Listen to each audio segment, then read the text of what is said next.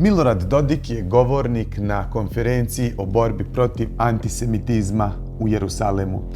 Da, nije nikakva šala, Dodik govori o antisemitizmu. Dakle, formalno znamo zbog čega je otišao u Jerusalem i o tome ćemo detaljnije malo kasnije, ali ne znamo kako. Zapravo znamo i kako, ali ćemo čekati zvanične rezultate istrage granične policije koja treba utvrditi ko je kriv za prelazak granice osobe za kojom je raspisana centralna potjernica.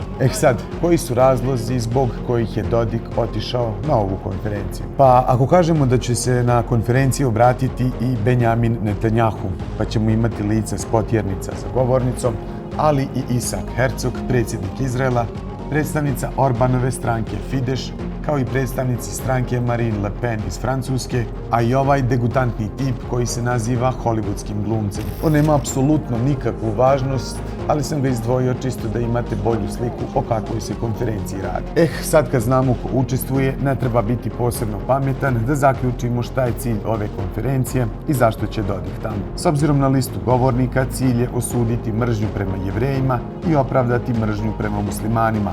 U svom tekstu o ovoj konferenciji napisao je Nick Cohen, britanski novinar. On se u svom tekstu pita i kako izraelska vlada može osuditi poricanje holokausta, a istovremeno pozvati Dodika, velikog negatora genocida u Srebrenici, u svoju zemlju. Zbog spornog sastava govornika, mnogi su otkazali učešće, među njima i profesor sociologije David Hirsch s Goldsmith univerziteta u Londonu. S druge strane, u trenutku kada je Dodik optužen za udar na ustavni poredak BiH i kada je za njim raspisana potjernica, kada je opozicija protiv njega, kada ga izbacuju iz državne vlasti i kada se nudi svima za neke razgovore i pregovore, a svi ga ignorišu, ovakav skup pun krajnje desnice, a pogotovo jer se održava u Izraelu, Dodik je jedva dočekao. On će iskoristiti priliku i da se preko američkih govornika kojih na ovoj konferenciji ne fali, pokuša približiti State Departmentu i na taj način pokušati još jednom svoju priču o ugroženosti srpskog naroda i napadu na Republiku Srpsku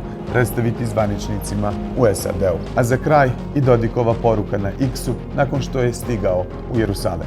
Kao što se Izrael brani bez izvinjavanja, tako i Republika Srpska brani svoje pravo da postoji, odlučuje i čuva zavjet predaka. Srbi i Jevreji su narodi koje su pokušali potpuno da izbrišu i preživjeli su. Zato se razumijemo i zato stojimo zajedno.